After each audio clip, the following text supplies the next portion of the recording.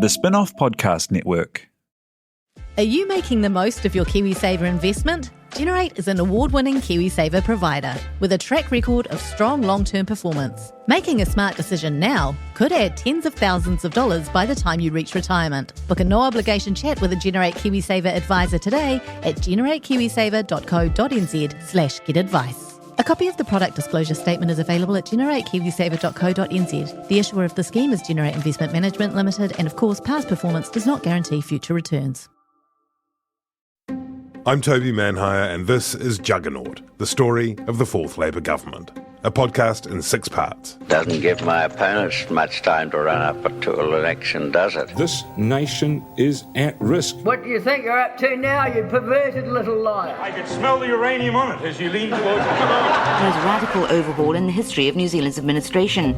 Juggernaut, the story of the Fourth Labour Government, made with the support of New Zealand On Air. Listen now on the Spin-off or wherever you get your podcasts.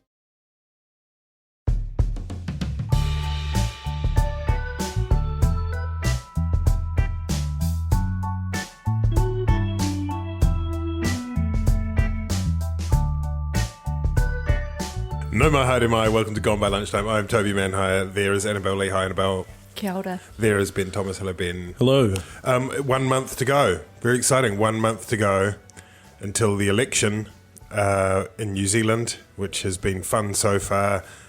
Before we get into all that, some public notices. Public notice number 1, Simplicity are our sponsor. New Zealand's only non-profit fund manager, dedicated to making Kiwis wealthier in retirement, but they do not endorse anything we say. In fact, they probably dislike it, and we apologise. Well, I don't know. I think they just like what they I just say. don't I want reckon to. they're totally on board with me. See, that's very hurtful because I like simplicity. I'm actually going to change my KiwiSaver provider to take advantage of the low fee structure.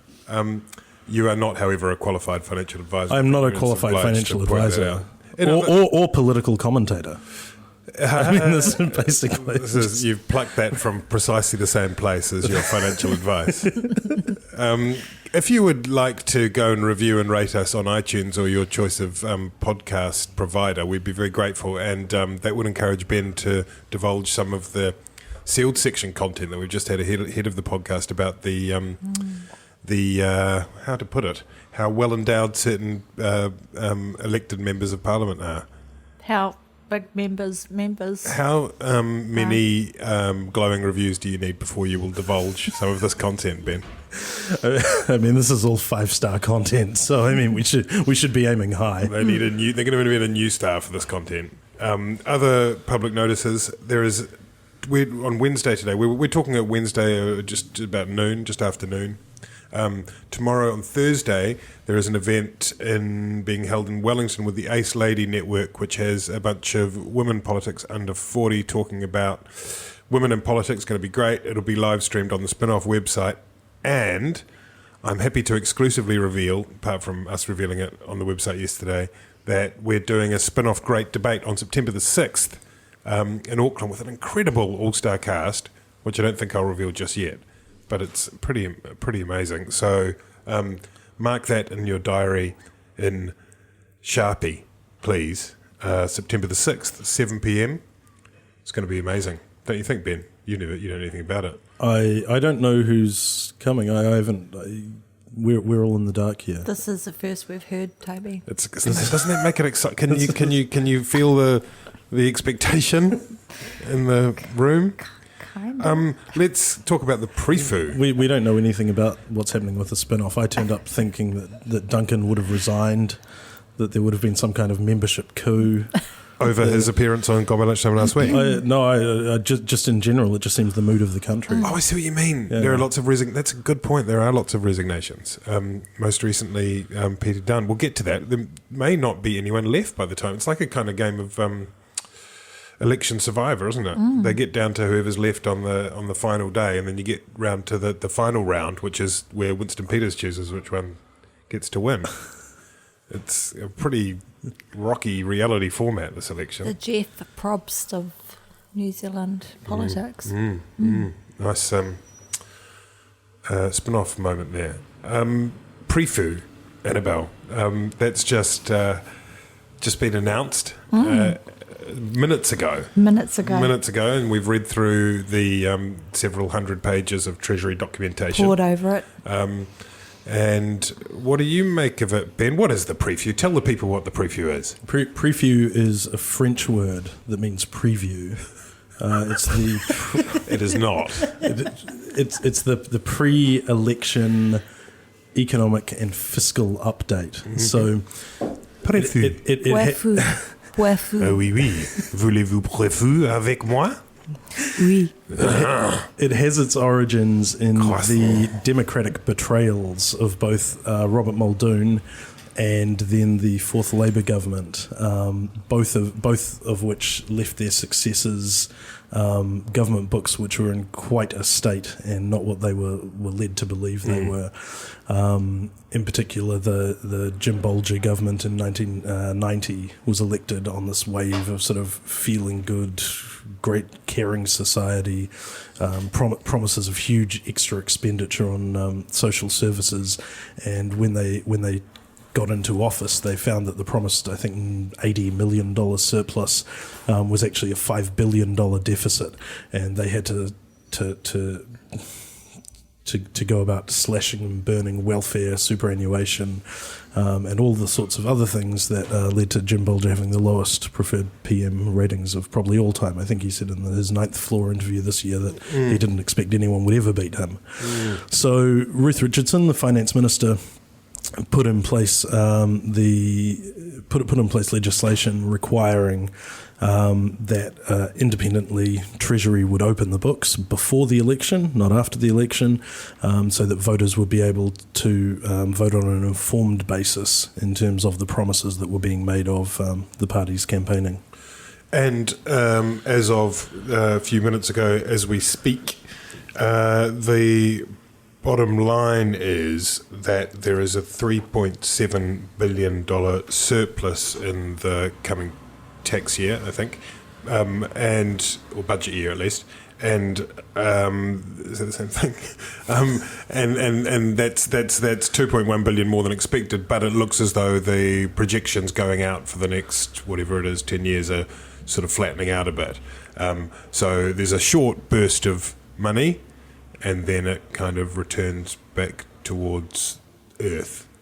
Is that your reading of it? Yeah, so two years ago, there were these sudden predictions of massive surpluses in the future as a result of Bill English's careful management of the government finances. And what happened is that then there was a huge burst of government spending in the next couple of budgets. So those tend to flatten out anyway. But what we've seen from the Prefu is that actually the surpluses will not be quite as big as were anticipated for the next few years. That may stop a kind of crazy lolly scramble in the dying 4.5 weeks of this election campaign, although I wouldn't really count on it.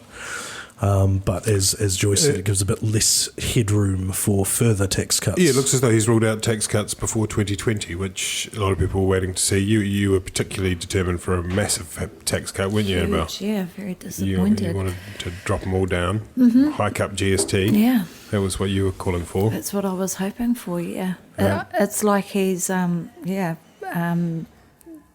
guess maybe as a means of differentiating themselves from Jacinda being an Uncle Killbuzz by ruling out any tax cuts. Well, I guess they're going to spend that money somewhere else. Looking growing up and mature and responsible by comparison to Jacinda. Well, this is the branding that National's gone for this entire government, which is careful managers of the economy, and of course they've actually splurged quite a bit, on these crazy family packages and things this year.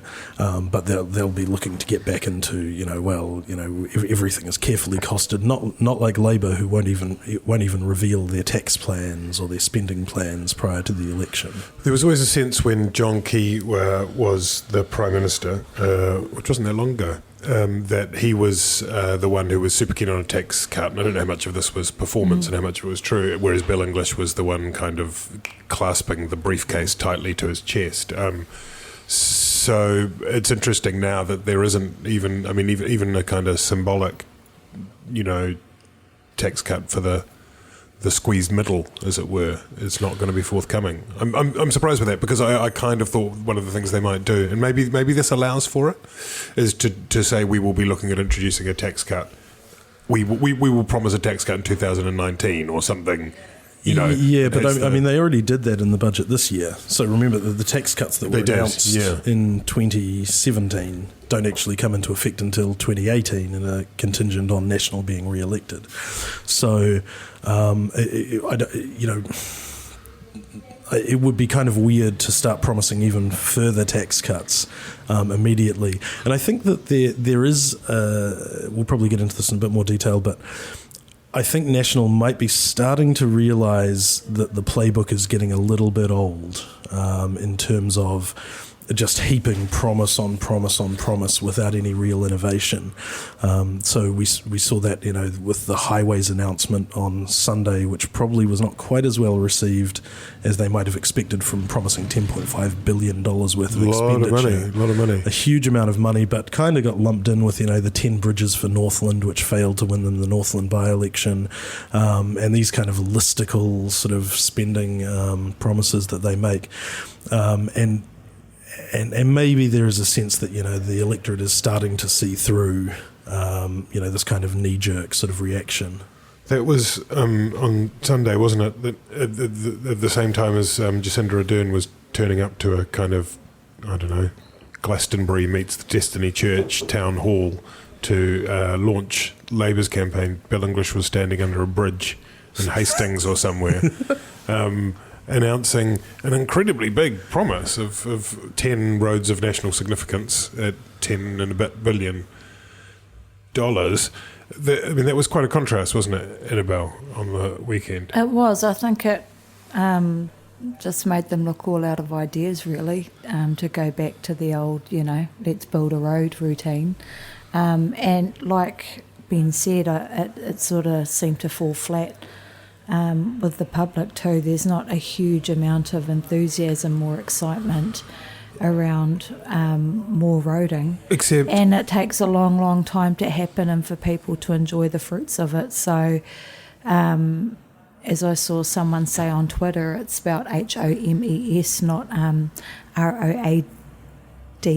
I was going to say DC, no. Can I have a derivation? Can I have an alternate meaning?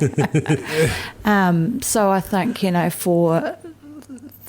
for people who are feeling incredibly frustrated about the homelessness issue, to hear that the priority is $10 billion worth of roads just didn't sit well. Isn't there a danger, I check myself sometimes in this, those of us in our urban bubbles or whatever, that for people in certain parts of those regions, those roads are things they've been crying out for and really need, and make a difference to make a real difference to their lives, just getting around, whether they're doing delivery, being delivered to, doing school drop-offs, whatever. Well, I'm sure certainly people would probably like them, but the issue is that homelessness isn't just happening in Auckland, it's happening all around the country in places that you wouldn't expect, like Rotorua and Whangarei. So homelessness has become just as much an issue in the provinces as it has in the big urban centres.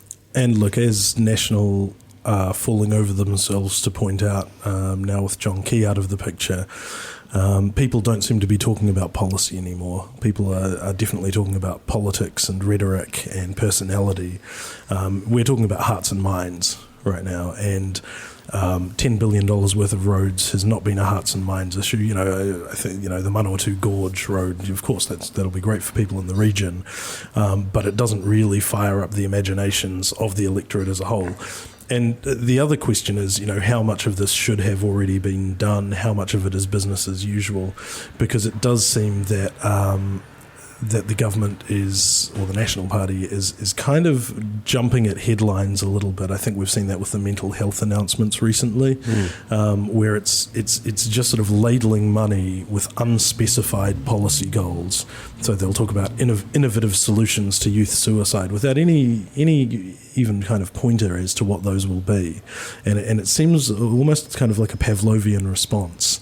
that something is in the headlines. So they, in these economic boom times, they'll find another $50 million. It looks like they're doing something, but actually they're not kind of capturing the narrative on anything. We're just not used to it, are we? We're not used to a situation where it looks as though the National Party is being responsive and on the back foot. And when you talk about the boot camps or that Rhodes announcement, it all felt as though they were the ones trying to go, and throw their arm. And look at where, because it's such an unfamiliar sight for the Labour Party to be commanding in a front foot fashion the sort of election agenda. They just look like a three-termed government, don't they? They look like a government that's been in power a long time and really hasn't been put under pressure to be innovative, and have perhaps lost touch with the electorate a bit in terms of exactly what you said, Ben, hearts and minds issues. Let's talk briefly about that Labour launch, which was kind of an important symbolic event, it being Jacinda Ardern's first big crowd, I guess. There was a lot of focus on it.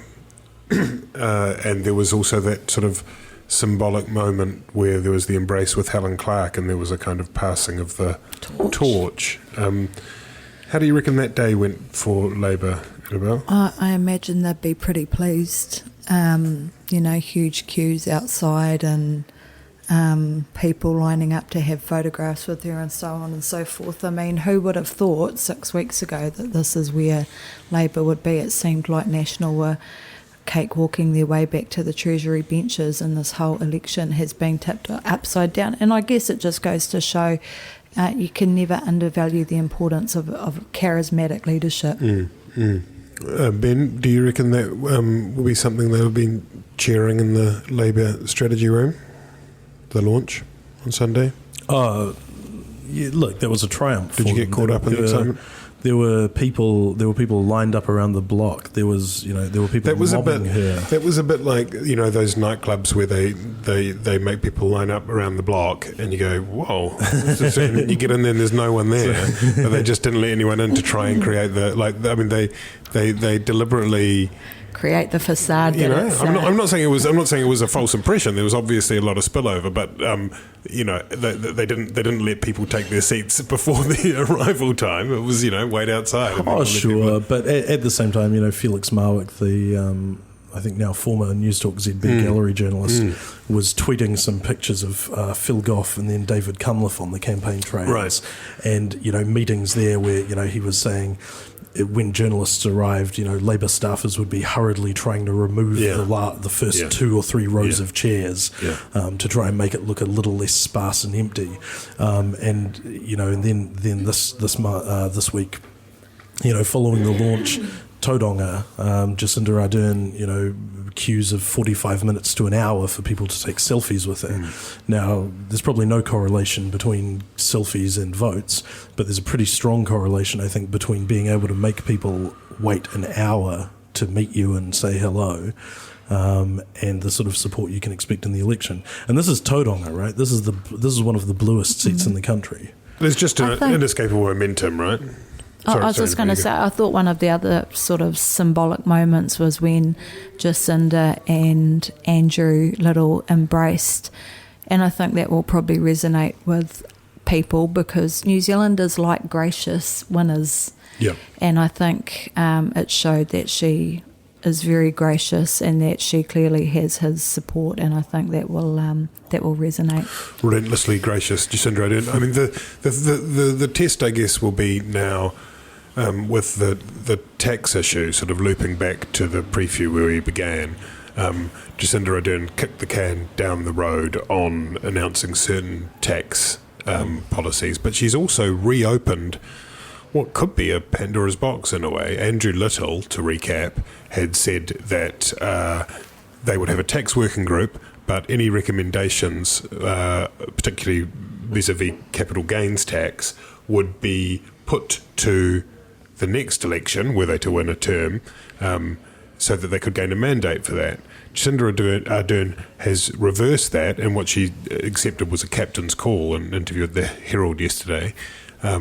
And now it's back on the table, and she's got this potential problem, where it's kind of all these taxes are back on the table, potentially. I mean, she said she'll make a ruling off the back of the Prefu. We haven't seen Labour's response as we speak, I should stress, about whether or not the top tax rate will go up, but what about land tax? All these different, suddenly, and National have been very quick, understandably, to say, I think their line is, let's tax this, but, Labour all of a sudden are not going to tell us what they're doing in terms of tax policy.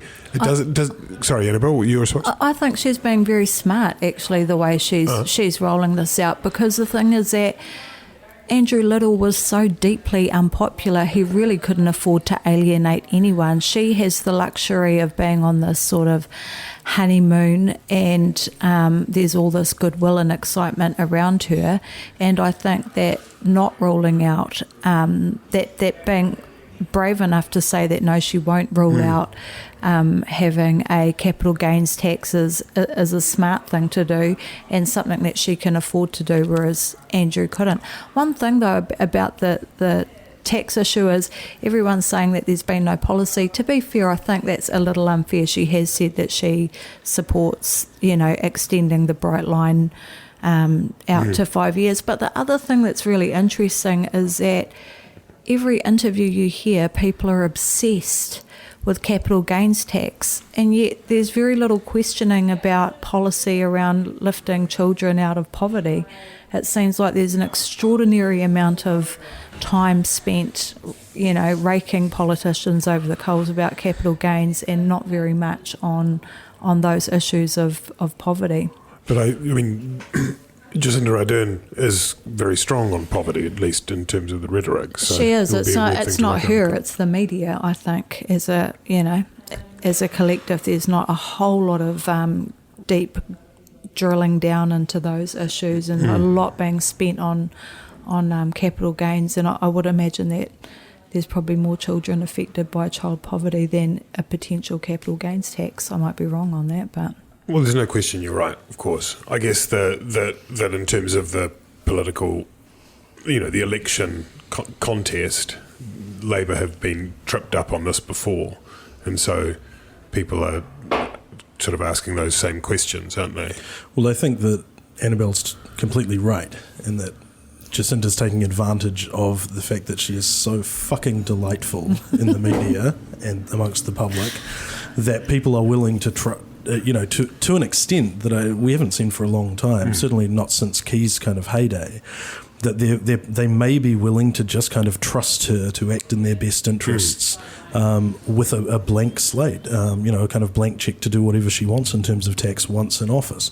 But, I mean, we've got to be clear, her position is nonsense right now in terms of saying that we're going to wait till we hear what the experts have to say about the tax system.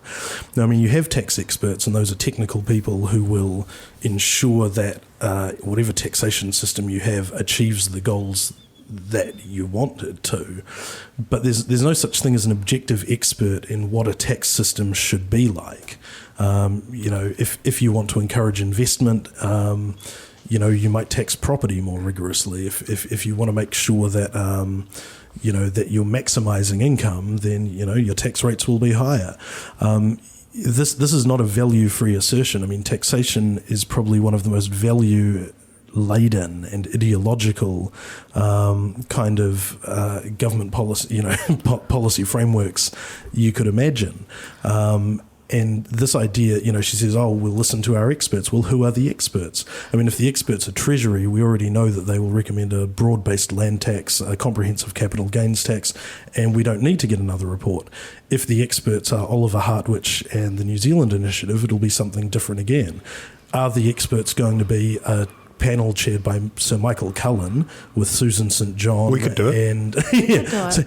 And Brian Gould. Will those be the experts? We could do the next podcast. Yeah. They'll be all out there before the election. Yeah. And I think to say I know there's this trend to sort of revere evidence-based policy making amongst the sort of the internet politics nerd community, but you can't take something as broad and values-based as tax and just say, oh, we'll just get experts to come up with the right answer. I think it's very disingenuous, and they need to give some kind of pointer as to who the experts they'll consult are. Although I guess she is indicating what the what she wants to achieve by saying she wants to make it easier for New Zealanders to own their own home, which gives you a hint about which way it's going to go, obviously. Well, yeah, sure, but then that might mean tax breaks for homeowners. It might mean, tax write-offs for, resin house paints. There's, all of these things are based on values, and I just don't think it's entirely honest to say, well, we're just a neutral vessel that will be accepting expert advice on this. There was no major policy in Jacinda Ardern's campaign launch speech, but the kind of headline that came out of it, the main kind of takeaway line that hung in the air was the one about climate change, which she said it was the challenge of her generation's nuclear-free New Zealand, which was a good line, used sort of in the past by Helen Clark, but that was seen by some people and not by others as an attempt to reach out to Green voters, the Green Party, who are in dire straits at the moment with one leader out and languishing in the polls a bit. Jacinda Ardern says that that's not so, that she wrote it in the speech at 9:30 the night before because it means a lot to her. What do you reckon, Annabelle? I mean, it doesn't, whether intended or not, part of the function of it will be to bring some voters. It's kind of a come home, isn't it, in a way, to some Green voters? I would have thought that Green voters you'd need to be a bit more nuanced than that to win over the hardcore Green voters. I guess, those sitting on the fence, it may appeal to them. I do think that it wasn't a deliberate attempt to win over Green voters, though, because I think if you're going to do that, you probably put in a little bit more effort, and I think she's probably won most of them over already, according to the polls. So, yeah, I felt like that one was a bit of a red herring, really. I think, it's like she said, it's generational. I think most people of our generation are concerned about climate change and the lack of action. In contrast, counterpoint, the previous 3 weeks have seen Labour, bash the kneecaps of the Greens in with a wrench, and now I think Jacinda is hovering over their hospital bed about to smother them with a pillow.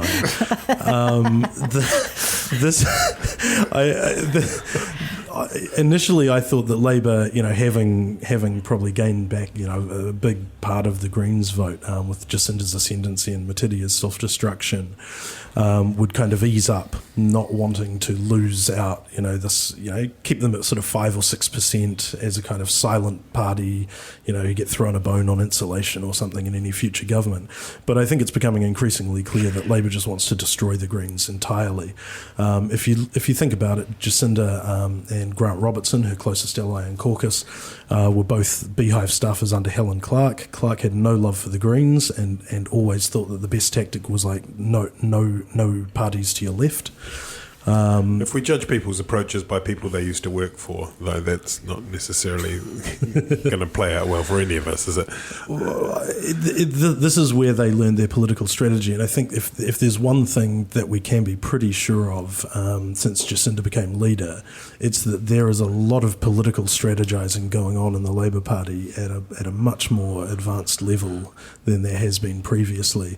It's easy to sort of mock these kind of career student politicians and then, young Beehive staffers who then move into politics. But, they certainly develop strategic brains during that period. Oh, to put it another way, perhaps, less Machiavellian take would be simply that they clearly understand that they need to be have a head-to-head race, right? And that's where we are now. That whether or not Labour want to annihilate the Greens, I'm not sure. I think they probably quite like the idea of Greens on 6 or 7 rather than on 4, certainly. Yeah. But that's sort of what they've managed to do in this astonishingly fast turn of events, is give us this almost nostalgic feel to things. It does feel very first past the postie, and even more so too with Peter Dunne withdrawing from Ohariu. Pete, how did we get this far into the podcast without talking about Peter Dunne? Let's talk about Uncle Take Pete. a moment, Peter. How will you Quarter remember? Pete. How will you remember Quarter Pete? As a political opportunist who kind of just went whichever way the wind blew. I think people have been very generous in their praise of him. I think he oversaw some pretty disastrous things like, introducing pokies and synthetic, what were they called at the time, legal highs, which took a long time for him to act, and now they're causing incredible devastation. So he struck me as someone who was primarily interested in doing what was best for him. So, haere koro Pete. Captain Sensible. Are you going to stand up for Captain Sensible, Ben? Dunne's had an interesting career. I can't think of anyone who was a minister for longer than Peter Dunne was. And he achieved certain things. He lengthened daylight savings by 3 weeks. He was instrumental in the repeal of the sedition law from the books. He was minister responsible for the very well received 10-year passport rule. Passport thing. Which, actually, if you talk to everyday people, ordinary voters, So in terms of like things that three things in 33 years or whatever. Yeah, I mean, he was there on the podium supposedly brokering the deal between John Key and Helen Clark on smacking. He's a bit sort of Forrest Gump-like. He's kind of been in the background of lots of momentous things. He came up with a solution to the foreshore and seabed, which was rejected by Helen Clark, which would have put the foreshore and seabed into what he called public domain, so that nobody owned it, which is actually the solution that sort of everyone reached about 7 years later. So I mean, he didn't waste his time. He contributed. He achieved more than a lot of people who have been in Parliament for a long time. He obviously, this was probably what he was born to do. He's one of these sort of people who tells stories about reading Hansard under the covers of their bed, and I assume he's talking about as a child. I think his career was quite diminished after his resignation in, was it 2013? Yeah, the GCSB after Kitteridge report, which after somebody he was accused of leaking. He was accused of it wasn't conclusive. He refused to hand over emails. He refused to hand over emails. Which arguably is a principled stance, and I think the Privileges Committee kind of indicated that subsequently. So, yeah, that was an instance where the Prime Minister's office overstepped its bounds and sort of gave access to an investigator to an independent member of Parliament's emails, which was done. And that probably was quite a blow to his ego, because of course if you're a one-person vassal party to the government of the day, you don't like to think of yourself like that. You like to think of yourself as a strong parliamentary independent presence. And I don't know if his career ever really recovered from that. But And then remember when his party got deregistered as well?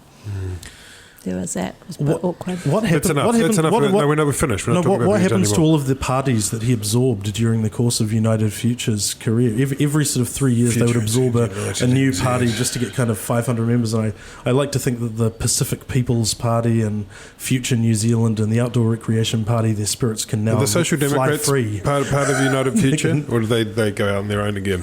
Social Democrats they were part of the Alliance, and then they were independent. But we could see, Annabelle, we were talking before about if the Māori Party were to lose Wairiki, if Te Reo Flavor weren't to win that, and even if we think that this is a long shot, if the Greens weren't to get it, we could have a four party parliament. Yeah. It's kind of amazing, yeah. Yeah, David and National, David Party, and National, Labour, New Zealand First. On that, you watched the Māori TV debate last night. Was there anything that struck you in terms of the performance? So did Winston Peters refuse to attend because Gareth Morgan was there? Yeah, Gareth Morgan called Winston and Uncle Tom at Ratana, which deeply offended Winston, so he didn't show up, which I thought was poor form because Winston gets a lot of support in the Māori seats, and I think that, you know, you're not there to make friends with Gareth, you're there to communicate to Māori voters, so I think he did them a disservice by not showing up. But I think the other thing is that the National Party didn't show up, which frankly is disgraceful. I think Māori television is a public broadcaster. The national government, you know, has been one of the stakeholders in Māori television, and I think it just shows the absolute contempt that National hold Māori voters. You produced those debates for Māori TV last time round, did you? I you did, were involved? 2014, and yeah. Did National put someone up for those? We did electorate debates last time, not leaders debates. Okay. But we used to regularly hold debates, and often we would have Hekia Parata would front those, but National have over the years really withdrawn from engaging with Māori media, in my experience, with the exception of Hekia. And there was a poll they produced last night too of the Māori seats. It wasn't of the Māori. It was a poll of the Māori seats for preferred Prime Minister and party vote. Right, but it would look pretty good for Labour, I think, at a glance. They were calling it a red wash. Lots of support for Jacinda, and followed by Winston, I think, and then further down, I can't remember who came next. I think it might have been Te Ururoa or... I've just pulled it up here. Preferred party on polling on the Māori electorates that has Labour at 46.5, Māori Party at 17.5, New Zealand First 13.8, National 9.5.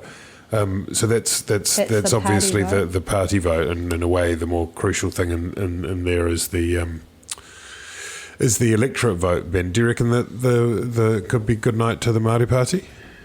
No, I don't think so. You think they're going to hang on? Yeah, Wairiki. Wairiki, I all the polling, Labour's own polling suggests that they've got a good chance at Te Taihauru.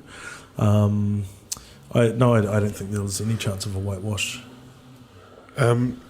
You mentioned evidence before, the evidence-based fashion, Ben, and the evidence-based politician in this election, before we finish, is Gareth Morgan, and they've done some research, and their evidence suggests that Donald Trump is very popular, or won an election at least in America, and so he's been talking a lot about how personality is bad and policy is good, while kind of being quite a big personality. I don't want to dwell on this too much, but what do you make of all that, the lipstick on a pig line about Jacinda and Labour, and then the follow-up to that, the sort of double down? So, clearly calculated, very cynical, extremely boring. Gareth Morgan sort of initially sort of feigned surprise and said, "Oh no, it's just an old metaphor that, you know, why would you take offence at this?" And then it turned out he had billboards ready to go with the slogan, which were plastered up around Wellington. To be fair, they were digital. They were digital billboards, so they weren't printed. So I don't know that necessarily. Yeah, but I mean, look, this is a classic dog whistle in the real meaning of that word. Which is you say something which one audience hears one way and another audience hears another way. So he says Jacinda Ardern, leading Labour is just like lipstick on a pig. The weird sort of spectrum graph nerds who love Top sort of hear that as, oh, that's just a metaphor that lots of people use that doesn't have sexist connotations, and he's right, we do need to focus on policy, let's flick through some paper graphs.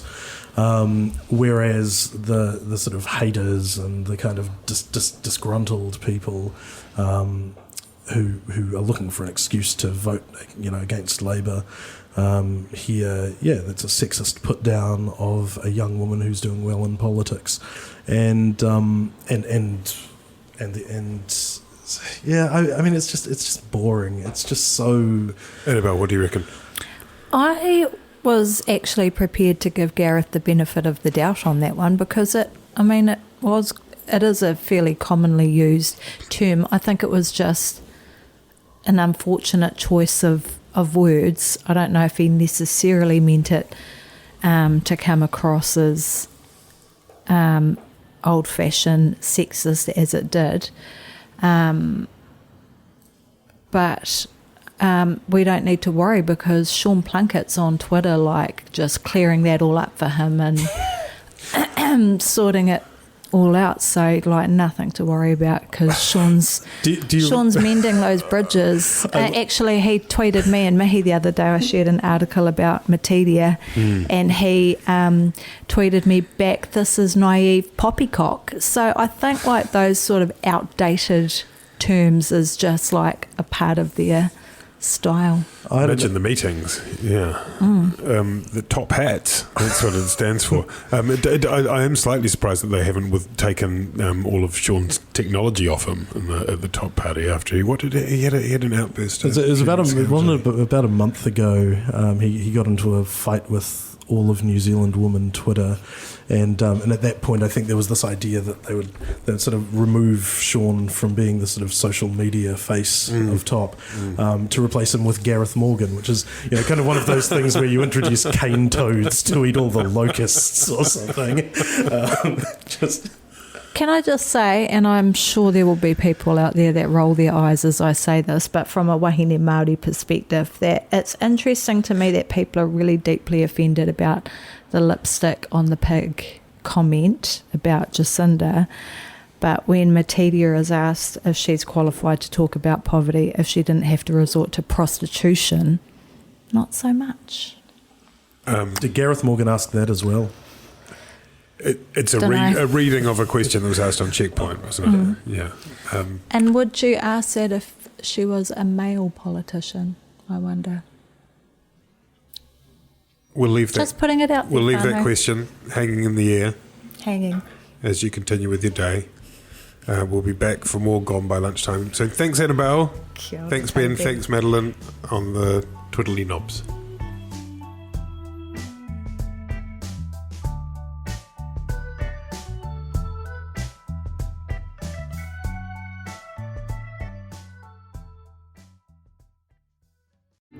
Kia ora, I'm Duncan Grieve, founder of The Spinoff. You can help us keep all of The Spinoff's award-winning journalism free for everybody by becoming a member today at thespinoff.co.nz/donate. Talofa lava. I'm Madeline Chapman, editor at The Spinoff. If you have the means, consider supporting our high-quality journalism by becoming a Spinoff member. Sign up now at thespinoff.co.nz/donate.